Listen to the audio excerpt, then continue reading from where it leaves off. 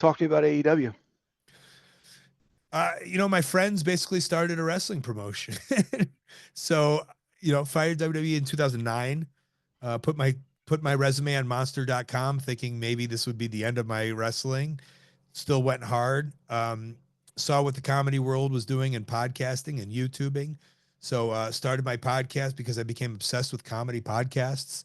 And then that eventually doing my wrestling podcast, The Art of Wrestling, starting in 2010, um, made me the most successful I'd ever been in my career, 10x what I ever made in WWE, flying all over the world, wrestling on all of the shows, still skilled and talented at wrestling, and then grouping together with all of these people who were shunned out by big time wrestling, which is the same thing that happened to me with the Ring of Honor crew before I got signed. Ring of Honor, ECW were the people who couldn't get signed by WWE or whatever because they said no. Ring of Honor was the guy, we were now this new generation where they only were accepting 6'4", 250 jacked in 2003.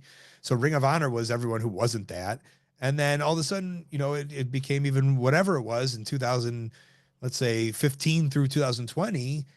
And then there's this new group of people who were just like, well, if they're not going to let us, and it was a whole group of us, and we were traveling and we were making so much money and so much merchandise money and having the greatest times and having the greatest matches. Like my matches were clearly never what the Bucks and Kenny, and some of these wrestlers, but I was in that group and I played my part. I was the comedy guy within that group of, you want the great wrestlers, and I was the entertainment guy. I'd Right. really figured out that. So, um, it just got so hot. It got so hot to the point where essentially I had this kind of like, I had Rolling Stones articles, I had Chicago Readers articles, I had Business Insider, like writing articles about me and the movement I was doing using the internet, using podcasting, kind of using merchandise. We started Pro Wrestling Tees, using this to become this thing, this entrepreneur, this enterprise.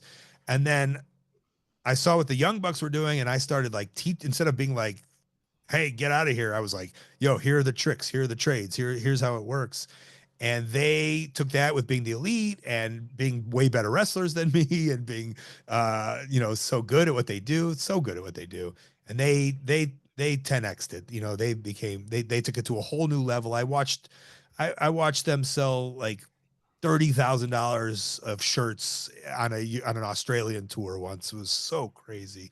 And I was just like, that's so impressive. They're literally not even here for the wrestling. They're just here to line up for the Young Bucks to buy a t-shirt. And I was like, that's what merchandise is all about. And so it got Wow. undeniable.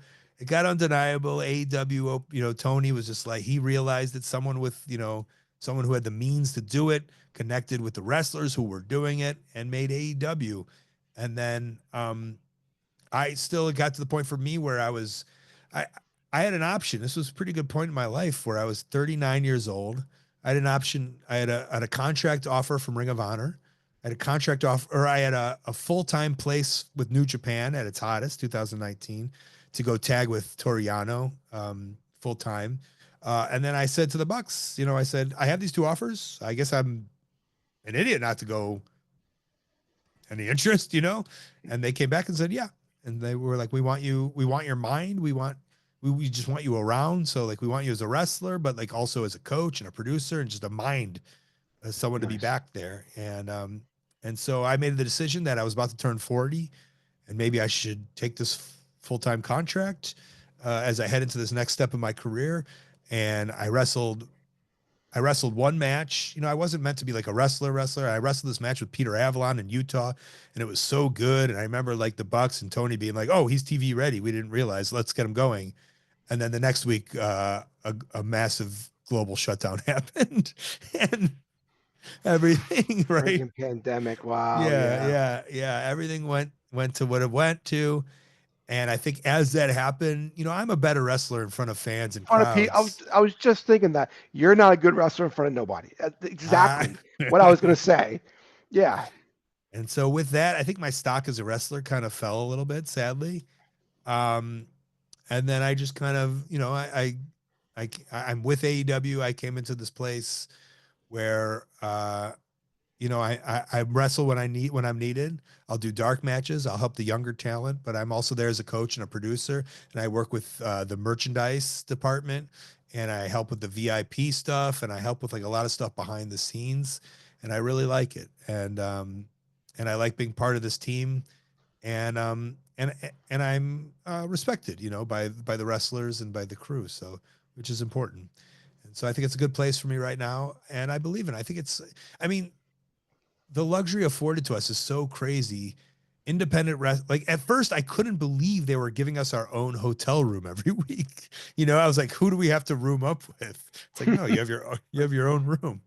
And then just to see, yeah, how times have changed and how Tony Khan will treat us when it comes to hotel, travel, food, accommodations, all of that kind of stuff that we all nickled and dimed for so many years, Right. because we never knew when the next one was coming, and now we know it's coming next week at a nice big building, on a Wednesday. So that's kind of my life in AEW, and that's where I'm at now, and I'm very happy with where I'm at and how it's going, and hopefully how the next 10, 15, 20 years will be for me within the wrestling industry, hopefully secure and helping the next generation.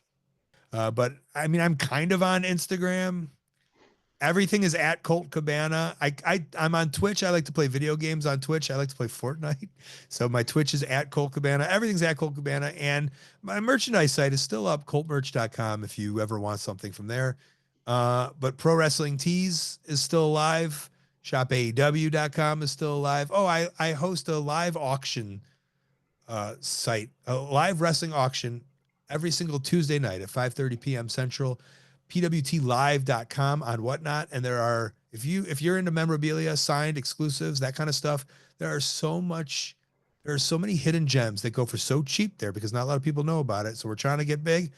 But you can go and get some crazy deals from the wrestlers, and it's a great way that AEW can kind of sell some one-off stuff. And then also Pro Wrestling Tees and the warehouse can kind of get rid of some of the stuff that we have in there that we wouldn't know how to sell. So it's a great platform, the live shopping experience, the live auction, pwtlive.com, every Tuesday at 5:30 p.m. Central. And that's it. Watch AEW Dynamite, watch AEW Collision, watch Juggalo Championship Wrestling on YouTube. I'm a JCW wrestling superstar. They have a very fun YouTube show, and just support wrestling.